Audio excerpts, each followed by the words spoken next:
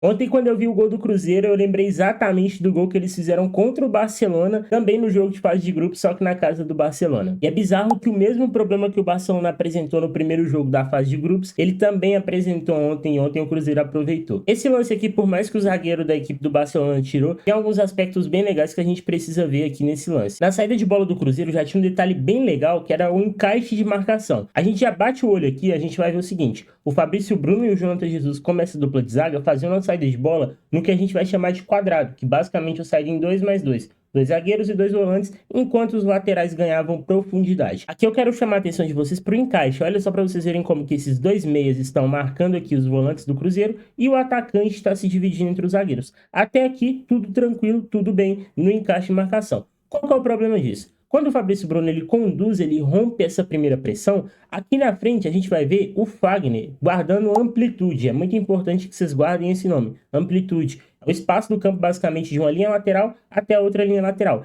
Esse espaço que o Fagner está guardando aqui, ele está basicamente tentando atrair a marcação desse cara aqui, ó, desse volante ou desse meia pela esquerda, como vocês preferirem chamar. Qual que é o problema disso daí? Esse meia, ele tá tendo muita dificuldade, por quê? Porque o Cruzeiro, ele coloca 3 jogadores por dentro. Então, o que que a gente vai ver? 3 jogadores do Cruzeiro por dentro, o volante central da equipe aqui do Barcelona de Guayaquil, tendo muita dificuldade porque ele tem que mapear esse espaço e tem que tentar proteger a bola de entrar ali, e o Fagner guardando amplitude. Quando a bola entra no Fagner, esse passe aqui do Fabrício Bruno é um passe muito interessante, o Cruzeiro se vê nessa situação de colocar 5 jogadores aqui e com poucos toques atacar rápido a profundidade, atacar rápido a equipe do Barcelona. Aqui a gente vai ver o Christian fazendo esse movimento de facão, de romper nas costas da última linha, por mais aqui que o zagueiro ganhou, essa era a ideia macro do time. E aí eu gosto quando o time começa a pegar esses padrões, porque muitas vezes o torcedor ele acredita que quando a gente faz esse tipo de análise, a gente acredita que o time vai ganhar todos os jogos. Cara, se fosse assim, o futebol não teria graça, né? Se todo time ganhasse todos os jogos, o futebol não teria graça. A graça do futebol tá justamente nisso, nas variáveis que o jogo ele produz.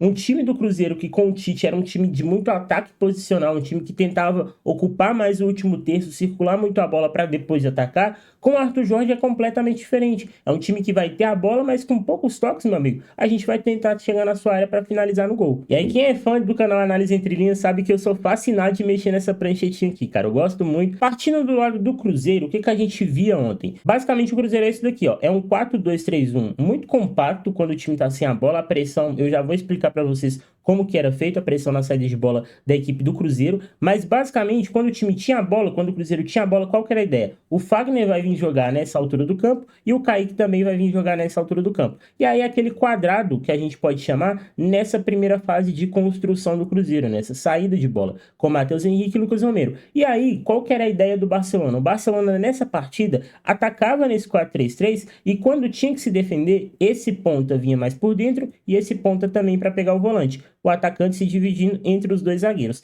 Mas agora o ponto principal dessa análise está aqui no meio campo. Olha como que por dentro a gente vai ter o Sinisterra, o Matheus Pereira e o Christian, e aqui ó, vai ter o Kaique e o Fagner guardando essa amplitude, como eu relatei para vocês.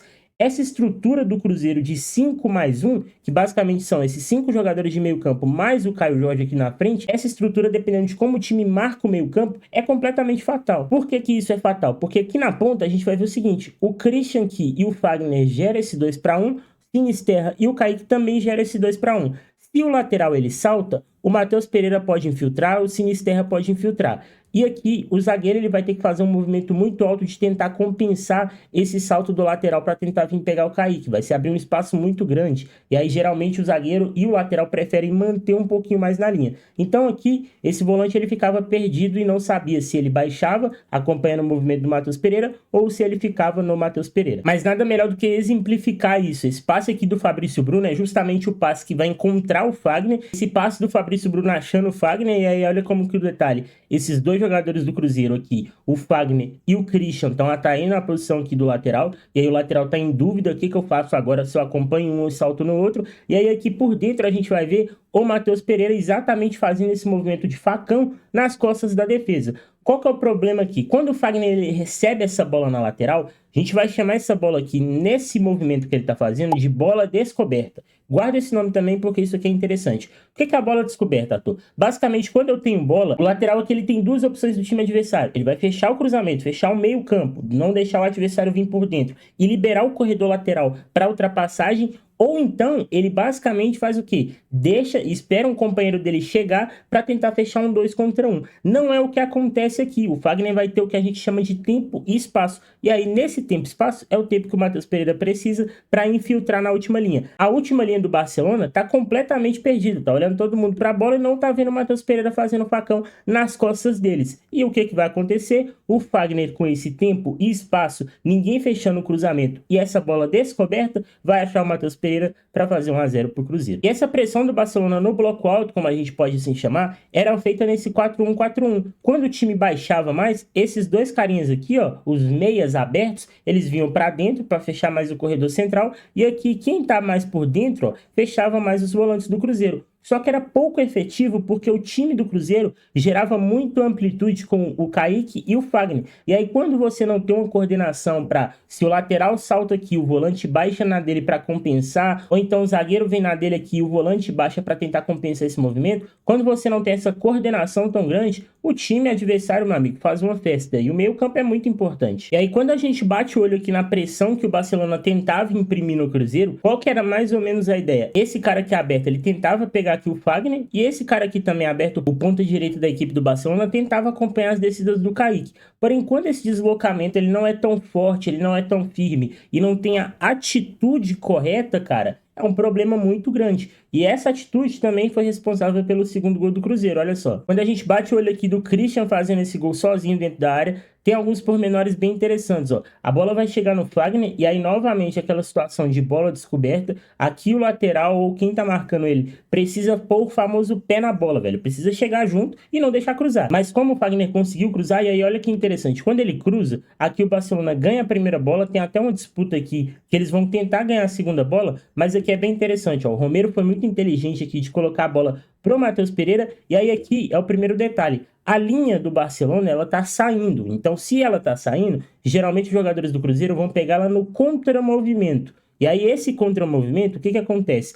Essa posição aqui, onde é que a linha do Barcelona tá, é uma posição muito difícil de defender, porque você vai ter que girar o corpo para tentar proteger o lado que você tá defendendo. E aí aqui o Christian vai se aproveitar disso. E aí vocês lembram que eu falei para vocês da atitude? A posição que esse zagueiro tá aqui é uma posição ruim para o aspecto que ele tem que defender. A posição melhor aqui, mais adequada, seria ele estar com o joelho um pouco mais flexionado para tentar defender a bola entrada nesse espaço aqui. Como a bola entra no espaço, ele não vai conseguir fazer nada, e aí o Christian vai conseguir fazer o segundo gol do Cruzeiro. Mas o Cruzeiro errou um negócio nessa partida, cara. O Cruzeiro errou de não ter deixado o like aqui embaixo aqui, pô. Até agora você tá assistindo a análise e não deixou o like, me ajuda aí, meu amigo. Colabora com o analista aqui, eu quero continuar trazendo novas análises, mas eu preciso de vocês, ó. Então faz o seguinte, deixa o like para ajudar o YouTube a recomendar esse vídeo para mais torcedores do Cruzeiro. Se inscreve no canal, se você já for inscrito, lembre-se de ativar o sininho para não perder as próximas análises. E aí essa parada aqui para mim mostra como que esse time do Cruzeiro tem repertório, ó. O encaixe dos volantes aqui do Barcelona nos volantes do Cruzeiro,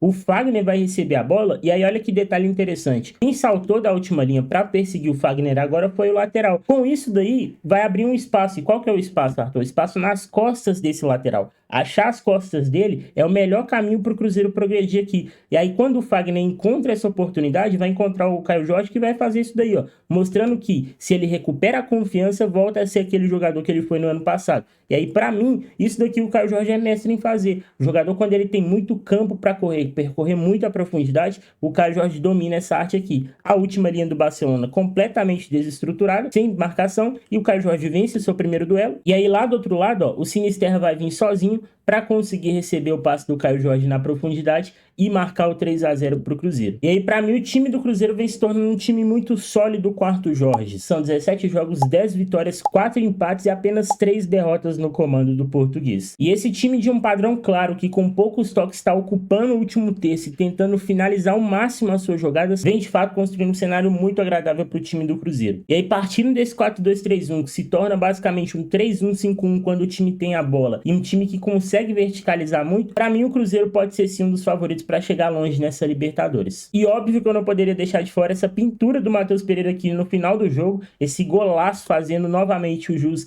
ao que eu falei para vocês, que com poucos toques a gente vai estar na área do adversário para finalizar, e dessa forma basicamente foi que o Cruzeiro construiu o resultado. O sorteio da Libertadores ele acontece hoje às meio-dia. No momento que você estiver vendo esse vídeo, provavelmente já deve ter saído o confronto que o Cruzeiro vai enfrentar nas oitavas de final. E aí agora eu quero saber de vocês. Tem até uma opiniãozinha polêmica. Eu acho que o Matheus Pereira merecia ter sido convocado, mas eu quero saber de você a sua opinião. Deixa aqui embaixo nos comentários se você concorda comigo achando que o Cruzeiro pode ser sim um dos favoritos nessa Libertadores, e se também o Matheus Pereira teria merecido uma vaguinha nessa seleção aí. Você que assistiu até o final, meu muito obrigado. Até o próximo vídeo. Falou e fui!